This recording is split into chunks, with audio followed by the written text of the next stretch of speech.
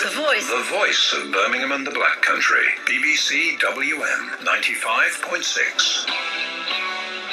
Thank you very much indeed, Chris Blakemore. What time is it? It's 28 minutes to 3. Welcome to BBC WM 95.6. I want to talk about potty mouths, okay? And I want to ask you this afternoon, when you see a kid swearing, what goes through your mind?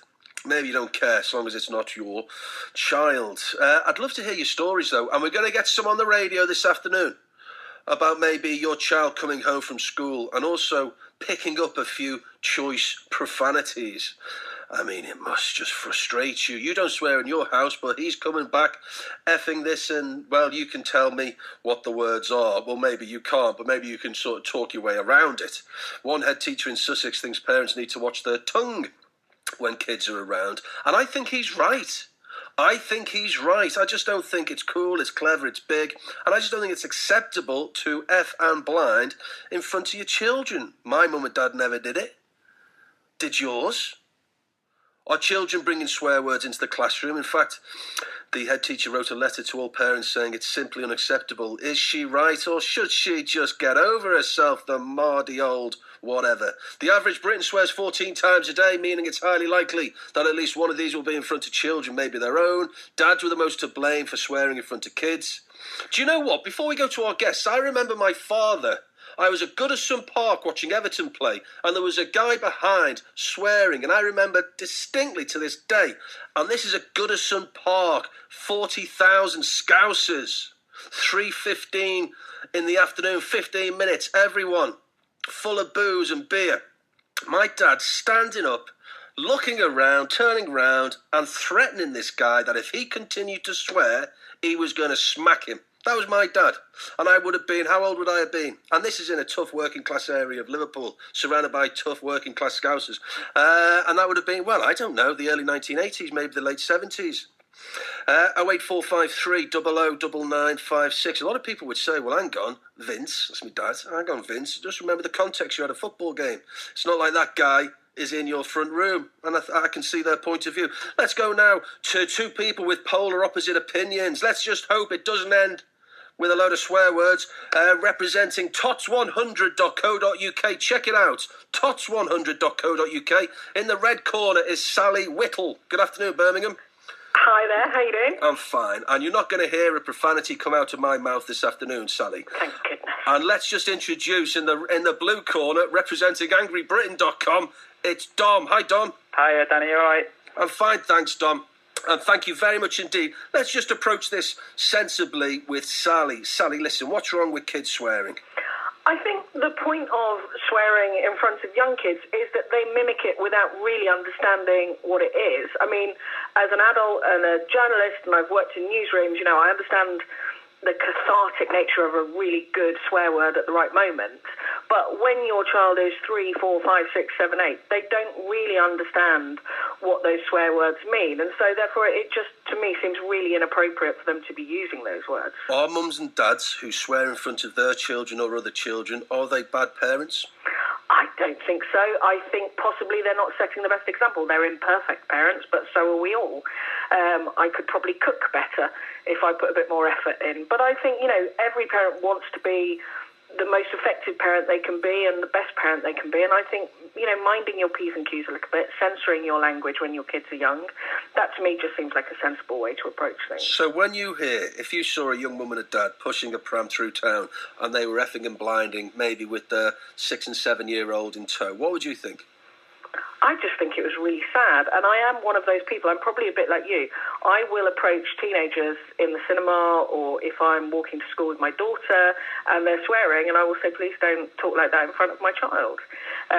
Which probably, I might get stabbed one of these days, but I just think it's really inappropriate. And sometimes I think it's just okay to remind people that, there's young kids around. I don't really want my child listening to that. My brother's just done the same as well. Recently in London, in a canteen, in the cafe, he just went to this lad and said, would you mind moderating your language, please? I've got my 10-year-old and I've got my 6-year-old. Yeah. And it was a relatively positive reaction as well, because you're right, it can go one of two ways. I mean, they can respond with a flurry of more profanities, can't they? Normally ending with the word off to you, or they can say, do you know what? You're right, I'm sorry. I think, to be fair, I've been pretty lucky, and most people, maybe you just don't think about it, and particularly if you're not with young kids, it's really easy to just get carried away. And I think often when you mention it to people, they see the sense of the point of view that actually, you know what, it's not really nice. And I tell them a grown-up version of what I would tell my daughter, which is that when you're using that kind of language, you can offend people or you can hurt people's feelings. So you want to be very sure that that's what you want to do before you use those words. Well, listen, let's go to Dom from AngryBritain.com. Dom, does this make you furious, people trying to clamp down on public swearing? Welcome to the show. No, I think it's the problem we've got is I think society has become a bit desensitised to bad language. I think that's the underlying issue with it. Kids TV is a prime example. I mean, have a look at our friend Miley Cyrus, who's gone from a sweet country singing pop star to someone who's lighting up spliffs on MTV AMA Awards and being a right nuisance in the media. And I think our kids are watching that, and they see her behaviour and they see the way she acts and the way she talks. I think they kind of mimic it. But I think that the problem is that as a society, we've become less offended by words that we used to be hugely offended by. I mean, there's only really one word in the English language that I'm obviously not going to say that really causes offence these days. Others less so. And I think kids they just kind of use it as part of their language now. If you look at their Facebook pages and their Twitter pages, they're talking in a language that as someone knocking nearly 40 doesn't understand at all. And who's to say that the language they're using isn't as offensive as the traditional words that we'd normally use? Do you know, I think whether maybe it's just an aspect of maturing, because, Dom, listen, I'm your sort of age, and when I was 14, 15, you couldn't stop me swearing. Exactly. But now I just don't think it's cool or big or clever. Just no, it's not. As an adult, I think you tend to moderate your language, depending on what company you're in. But Don, if you and I went out for a pint, you and I'd share a few swear words whilst we were talking about football. Like treats, wouldn't we? Especially after a couple of pints. Yeah, exactly. But I certainly wouldn't just walk down the road effing and blinding on my phone or something. It's the company you're with, isn't it? I think it's if you feel. But I think when you're talking about younger kids, when they're mimicking swearing, they don't have an alternative. So I think we've all gone through that phase of teenagers of kind of wanting to sound cool and wanting to sound older than we are and thinking that swearing is part of that. But you're able, if you've been raised in an environment where there's not a lot of swearing, you've developed an alternative vocabulary and better ways of communicating yourself so that when you are talking to the vicar, you're able to not just let those words slip out. You've developed that ability to self-censor. Like, I never swear in front of my mum. I'm knocking 40 as well. And I'd still be scared to use certain words in front of my mum. And I think that's appropriate. Give kids that time to learn to talk without using profanity. And if they choose to use it when they're older, then fair play. There's no problem with that. I think swearing is one of the last bastions of being able to express how angry we are. I know that better than most people.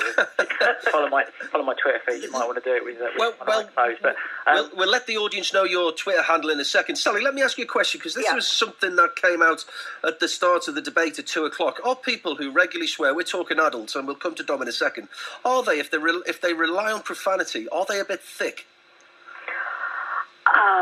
I think it makes them sound a bit thick, if I'm honest. They lack the ability to articulate themselves without swearing. Yeah, because often, there are more precise words and more creative words and more fun words to use.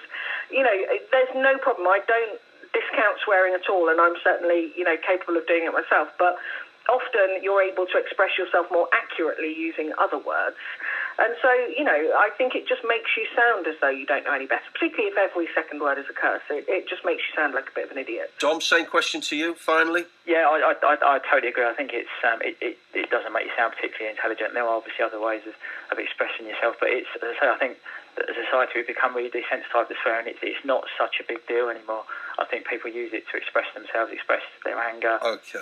But yeah, the thick, not necessarily noise, possibly. Dom, what's your Twitter feed handle page? Follow me on Twitter at AngryBritain. Nice and easy. AngryBritain. What about you, Sally? At Tots100. Thank you so much, guys. Thoroughly enjoyed it. And not a swear word amongst us. Thank you. Didn't we do well? I'll class that as a success. See you later, guys. Thank you. 18 minutes to 3.